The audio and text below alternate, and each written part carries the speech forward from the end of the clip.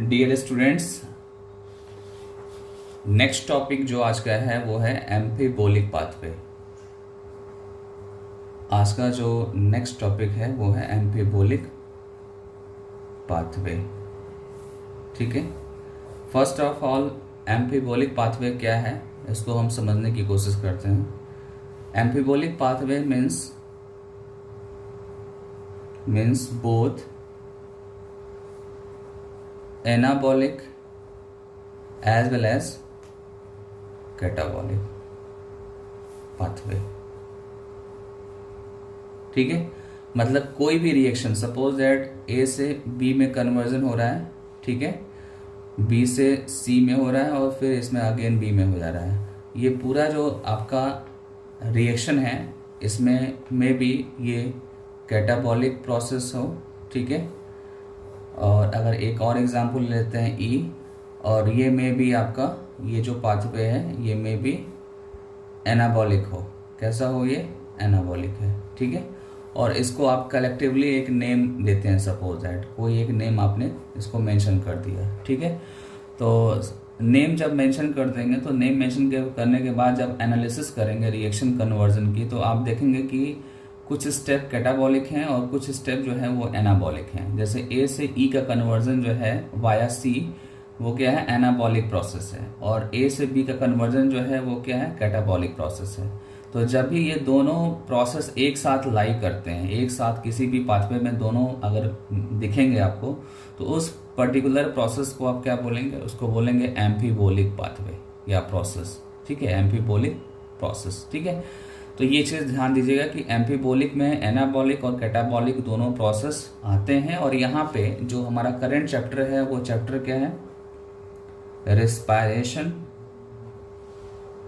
In plants. ठीक है, respiration in plants में जो टॉपिक चल रहा है अभी वो क्या चल रहा है, रेस्पिरेटरी पाथवे। क्या चल रहा है, रेस्पिरेटरी पाथवे। ठीक है, तो रेस्पिरेटरी पाथवे अगर आज के डेट में देखेंगे, मतलब कि अभी जो मॉडर्न हमारा रिसर्च है उसके हिसाब से देखेंगे, तो ये क्या है आपका, ये भी आपका एम्फीबोलिक पाथवे होगा। ठीक है, बट जब आप ट्रेडिशनली इसको देखते हैं, ठीक है, ट्रेडिशनली अगर आप ऑब्जर्व कर रहे हैं इसको आप, तो इसको क्या बोलते थे पहले, कैटाबॉलिक। ठीक है, तो ज़्यादातर स्टूडेंट कैटाबॉलिक बोलता है, बट एक्चुअल देखा जाए तो ये क्या है, एम्फीबोलिक पाथवे है। और इसी को हम आज प्रूव करेंगे कि कैसे ये रेस्पिरेटरी पाथवे एम्फीबोलिक पाथवे है, यही आज हम प्रूव करने वाले हैं। ठीक है, जिसके लिए आपको एटलीस्ट आपको ग्लाइकोलिसिस का आइडिया होना चाहिए। ठीक है, आपको मैंने ग्लाइकोलिसिस भी बताया है आपको, और प्रीवियस लेक्चर्स में मैंने क्रैब साइकिल भी आपको बता दिया। ठीक है, ये आपको पता होना चाहिए, तभी आप एम्फीबोलिक पाथवे समझ सकते हैं। ठीक है, और ग्लाइकोलिसिस से स्टार्टिंग होगी, और ग्लाइकोलिसिस की जो स्टार्टिंग है वो कहाँ से होता है, वो स्टार्ट होता है रेस्पिरेटरी सबस्ट्रेट से स्टार्ट होता है। रेस्पिरेटरी सबस्ट्रेट से स्टार्ट होता है, और रेस्पिरेटरी सबस्ट्रेट आप सबको पता है कि उसमें जो फर्स्ट है वो क्या होता है आपका, कार्बोहाइड्रेट होता है। सेकंड जो होता है वो लिपिड होता है, लिपिड दैट मीन्स की फैट की बात हो रही है यहाँ पे। ठीक है, और थर्ड जो होगा वो क्या होगा, प्रोटीन होगा। ठीक है, तो these are the respiratory substrate, और इन्हीं से स्टार्टिंग होगी क्या, रेस्पिरेटरी पाथवे। ठीक है, इसी से स्टार्टिंग होगी रेस्पिरेटरी पाथवे। ठीक है, बट ग्लाइकोलिसिस की अगर बात करें, ओनली ग्लाइकोलिसिस की अगर हम बात करें, तो ग्लाइकोलिसिस की स्टार्टिंग कहाँ से होता है, उसका स्टार्टिंग होता है कार्बोहाइड्रेट से।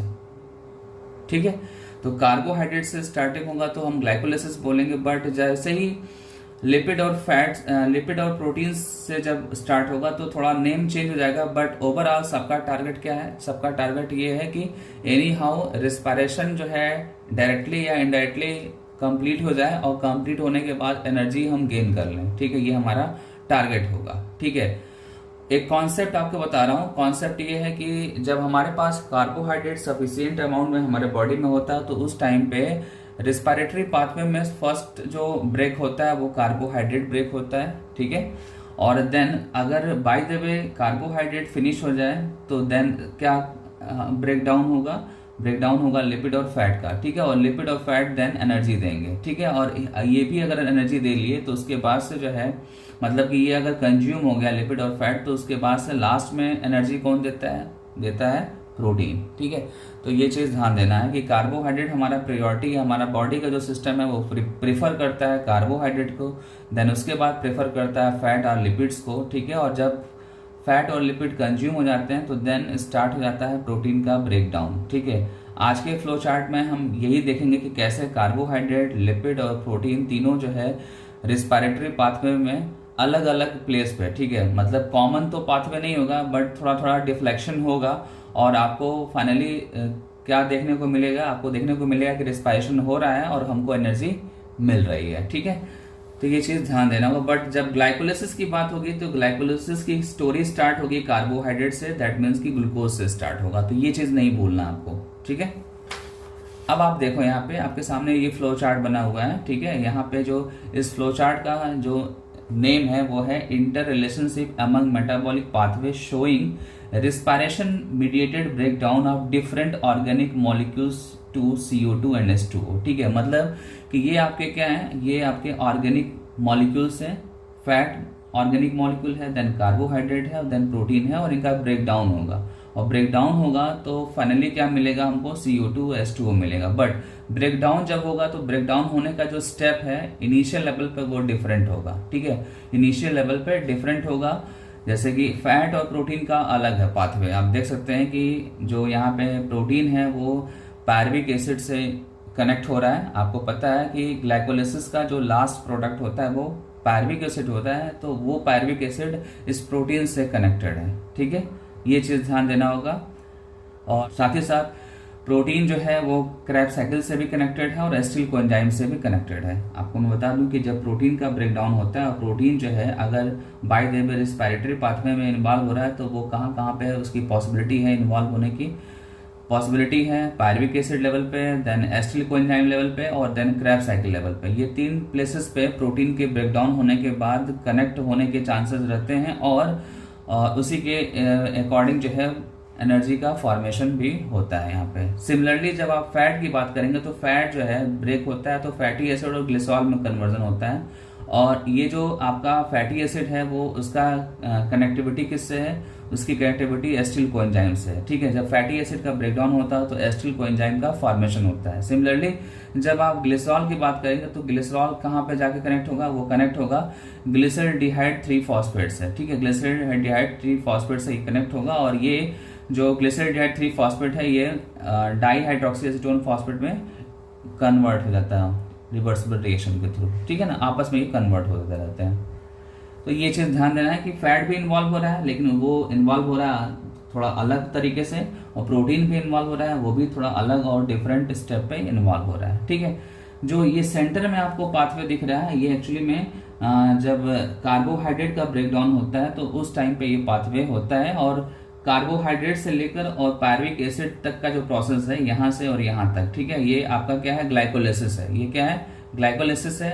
ग्लाइकोलिसिस का जो लास्ट प्रोडक्ट है वो है पायरविक एसिड और पायरविक एसिड के बाद मिलने वाला है क्या, acetyl coenzyme through link reaction और एसिटिल कोएंजाइम इन्वॉल्व होता है क्रेब्स साइकिल में, ठीक है। ये आपको मैं ऑलरेडी बता चुका हूँ क्रेब्स साइकिल के पाथवे में कि एसिटिल कोएंजाइम जो है वो ऑक्सिलो एसिटो एसिटेट के साथ कंबाइन करके सिट्रेट बनाता है और वहां से क्रेब्स साइकिल स्टार्ट हो जाता है, ठीक है।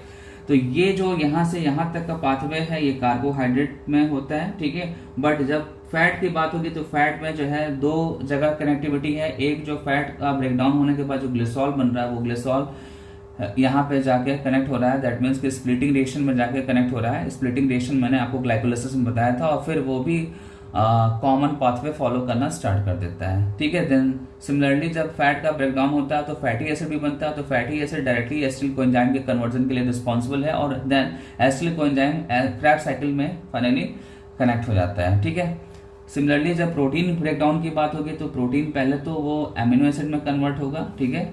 और यहाँ पे क्या होगा, यहाँ पे कैटाबॉलिज्म होगा। ठीक है, आपको अच्छे से पता होना चाहिए कि जब प्रोटीन ब्रेक होता है तो अमीनो एसिड बनता है, और अमीनो एसिड का बनने का मतलब यहाँ कैटाबॉलिज्म हुआ। सिमिलरली यहाँ पे फैट का जब ब्रेक डाउन होता है तो फैटिक एसिड एंड ग्लिसरॉल बनता है, तो यहाँ भी क्या हो गया, आपका कैटाबॉलिक प्रोसेस हो गया। ठीक है, जब ये अमीनो एसिड फॉर्म हो जाता है तो ये अमीनो एसिड में भी पायरुविक एसिड बना ले, में भी वो एसिटिल कोएंजाइम बना ले, और में भी वो क्रैब साइकिल में इन्वॉल्व हो जाए। ठीक है, और देन उसके बाद से आपका रिमेनिंग जो रिस्पायरेटरी पाथवे वो फॉलो होगा, और एट लास्ट क्या बनेगा, CO2 और H2O बनेगा। बट स्टोरी यहीं पे खत्म नहीं होगी, क्योंकि यहाँ पे तो आपको सिंपली क्या दिख रहा है, यहाँ पे आपको दिख रहा है 100% कैटाबॉलिक रिएक्शन, 100% आपको कैटाबॉलिक रिएक्शन देखने को मिल रहा है। ठीक है, बट हमको रिस्पायरेटरी पाथवे को प्रूफ करना है कि ये कैसा पाथवे है, ये एम्फीबोलिक पाथवे है, और एम्फीबोलिक के लिए हमारे पास कुछ एग्जाम्पल एनाबॉलिक प्रोसेस के होने चाहिए। एम्फीबोलिक अगर हमको बताना है, समझाना है, तो कैटाबॉलिक तो हम लोगों ने बता दिया, ये जो फ्लो चार्ट है ये कैटाबॉलिज्म के भी यहाँ पे है, बट एनाबॉलिज्म तो अभी तक बताया नहीं, और वो जब हम ऐड कर देंगे कैटाबॉलिज्म के साथ तो फाइनली जो आपका रिस्पायरेटरी पाथवे होगा वो होगा आपका एम्फीबोलिक पाथवे। ठीक है, उसके लिए उसको देख के आप ये पता कर सकते हैं कि कैसे रिस्पायरेटरी पाथवे जो है कैटाबॉलिक के साथ साथ एनाबॉलिक पाथवे भी है। ठीक है, यहाँ पे थोड़ा सीरियस होके देखो आप, आपके सामने ये जो दिख रहा है, ठीक है, जो सर्कल में दिख रहा है इंटरमीडिएट कंपाउंड्स, ये एक्चुअली में क्रैब साइकिल है। ये क्या है, क्रैब साइकिल। क्रैब साइकिल का सेकेंड नेम होता है सिट्रिक एसिड साइकिल। ठीक है, आपको मैंने सिट्रिक एसिड साइकिल में बताया था कि सिट्रेट फॉर्म होता है, अल्फा कीटोग्लूटरेट फॉर्म होता है, सक्सिनिल कोएंजाइम फॉर्म होता है, मैलेट का फॉर्मेशन होता है, ऑक्सिलेट का फॉर्मेशन होता है। तो these are the intermediate of citric acid cycle. But इसके साथ साथ आप देख रहे हैं कि ये जो भी इंटरमीडिएट्स हैं ये कुछ अदर प्रोडक्ट्स भी बना रहे हैं, ये कुछ अदर प्रोडक्ट्स भी बना रहे हैं जो ग्रीन पेन से यहाँ पे मेंशन है। ठीक है, जैसे कि एग्जांपल देखो आप, सिट्रेट जो है वो एसिटिल कोएंजाइम में कन्वर्ट हो रहा है, और देन उससे क्या बन रहा है, फैटी एसिड बन रहा है और स्टेरॉल बन रहा है। Fatty acid and sterol. Sterol is a type of derived lipids. ठीक है, तो ये दोनों जो है ये क्या है, फैटी एसिड तो फैट का कंपोनेंट्स है, और स्टेरॉल जो है वो डिराइव्ड लिपिड्स है। ठीक है, आप रफली बोल सकते हैं कि ये सब क्या है, लिपिड्स हैं, और ये जो लिपिड बन रहा है, ठीक है, वो किससे बन रहा है, सिट्रेट से बन रहा है, और citrate is A intermediate product of citric acid cycle. ठीक है, तो यहाँ पे ये तो कॉम्प्लेक्स मॉलिक्यूल होगा, और सिट्रेट इस कंपेरिजन में क्या होगा, सिंपल मॉलिक्यूल होगा। तो सिंपल से जब कॉम्प्लेक्स मॉलिक्यूल का फॉर्मेशन होता है तो उसको आप बोल सकते हैं कि यहाँ पे एनाबॉलिक रिएक्शन हो रहा है, यहाँ पे एनाबॉलिक रिएक्शन हो रहा है। जब भी कोई भी सिंपल मॉलिक्यूल्स किसी कॉम्प्लेक्स मॉलिक्यूल को बनाता है, दैट मीन्स कि वो जो प्रोसीजर है उसको आप क्या बोलेंगे, एनाबॉलिक बोलेंगे। ठीक है, तो यहाँ पे आपको एनाबॉलिक पाथवे का फर्स्ट एग्जांपल दिखा। देन सेकंड आ जाइए, सेकंड आप देख रहे हैं यहाँ पे अल्फा कीटोग्लूटरेट। ठीक है, alpha ketoglutarate is also intermediate of Krebs cycle और सिट्रिक एसिड साइकिल। ठीक है, और इससे क्या बन रहा है, ग्लूटामेट। ठीक है, ग्लूटामेट इज अमीनो एसिड, और then non essential amino acids बन रहे हैं और प्यूरिन्स भी बन रहे हैं। ठीक है, तो ये सारे के सारे क्या है, कॉम्प्लेक्स मॉलिक्यूल्स हैं, ये सारे के सारे कॉम्प्लेक्स मॉलिक्यूल हैं। और कॉम्प्लेक्स मॉलिक्यूल्स का फॉर्मेशन किसके हेल्प से हो रहा है ये अल्फा कीटोग्लूटरेट्स के हेल्प से। ठीक है, तो इसको बना रहा है अल्फा कीटोग्लूटरेट। पर्टिकुलरली अगर इस स्टेप की बात करें तो ये आपका क्या है, एनाबॉलिक। क्या है, एनाबॉलिक। ठीक है, देन आप देखें succinyl coenzyme. Succinyl coenzyme is also intermediate of Krebs cycle, और ये क्या बना रहा है, हीम। ठीक है, हीम आपको पता है ना, हीमोग्लोबिन का जो हीम पार्ट है वही है ये। ठीक है, और जब ये बनाएगा तो साथ में इसको क्या चाहिए होता है, इसको चाहिए होता है ग्लाइसिन। क्या चाहिए होता है, glycine. Glycine is a simplest amino acid. Simplest amino acid के साथ सक्सिनिल कोएंजाइम कंबाइन करता है और देन हीम का फॉर्मेशन करता है, और हीम जो है ये हीमोग्लोबिन का पार्ट है, हीमोग्लोबिन का पार्ट है। देन नेक्स्ट आते हैं, नेक्स्ट है मैलेट से पायरुवेट का कन्वर्जन। तो यहाँ पे भी एक मॉलिक्यूल फॉर्म हो रहा है, तो ये भी हो गया एनाबॉलिक पाथवे और ये भी हो गया एनाबॉलिक पाथवे। ठीक है, जहां जहां पे ये नए प्रोडक्ट्स आपको बनते हुए दिख रहे हैं, दैट मीन्स कि वो जो स्टेप है, वो पर्टिकुलर जो स्टेप है वो एनाबॉलिक है। ये भी एनाबॉलिक है, ये भी एनाबॉलिक है, ये भी एनाबॉलिक है और ये भी एनाबॉलिक है। ठीक है, और भी एग्जाम्पल देखते हैं, जैसे कि ऑक्सिलो एसीटेट देखिए। ऑक्सिलो एसीटेट का यहाँ पे ट्रांसएमिनेशन हो रहा है, और ट्रांसएमिनेशन के बाद एस्पार्टेट अमीनो एसिड बना रहा है, और साथ में non essential amino acids purine and pyrimidines भी बन रहे हैं। तो ये सारे के सारे मॉलिक्यूल्स बन रहे हैं, फॉर्म हो रहे हैं, और फॉर्म हो रहे हैं दैट मीन्स कि ये भी क्या है आपका एनाबॉलिक स्टेप है, ठीक है, एनाबॉलिक स्टेप या पाथवे इसको बोल सकते हैं, ठीक है। ओवरऑल आप ये बोल सकते हैं कि जो साइड में यहाँ ब्रांचिंग में जो प्रोडक्ट्स दिख रहे हैं वो सब किससे बन रहे हैं, वो बन रहे हैं क्रेब्स साइकिल्स के इंटरमीडिएट से बन रहे हैं। और अगर कोई नया चीज फॉर्म हो रहा है तो हम बोलेंगे एनाबॉलिक। और इटसेल्फ जो आपका सिट्रिक एसिड साइकिल है या आपका जो आपका रिस्पायरेटरी पाथवे है वो ऑलरेडी ट्रेडिशनली उसको क्या बोल रहे थे हम, कैटाबॉलिक बोल रहे थे। कैटाबॉलिक हम पहले से बोल रहे थे, बट ये जो हमने आपको एग्जांपल बताया डिफरेंट प्रोडक्ट्स का, इसके बिहाफ पे आप बोलेंगे कि अब ये कैटाबॉलिक के साथ साथ एनाबॉलिक भी है, कैटाबॉलिक के साथ साथ ये एनाबॉलिक है। तो फाइनली हम बोलेंगे कि रिस्पायरेटरी पाथवे कैसा है, ये एम्फीबोलिक पाथवे है। ये कैसा है, एम्फीबोलिक पाथवे है ये, ठीक है। ये आप अच्छे से नोट कर लो, रिस्पायरेटरी पाथवे एक्चुअली क्या है, एम्फीबोलिक है, और ट्रेडिशनली इसको क्या बोलते थे, कैटाबॉलिक पाथवे, ठीक है। तो ये आपका एम्फीबोलिक टॉपिक फिनिश हो गया। अब इसके बाद से हम डिस्कस करेंगे आरक्यू वैल्यू, ठीक है, आरक्यू वैल्यू हम डिस्कस करेंगे।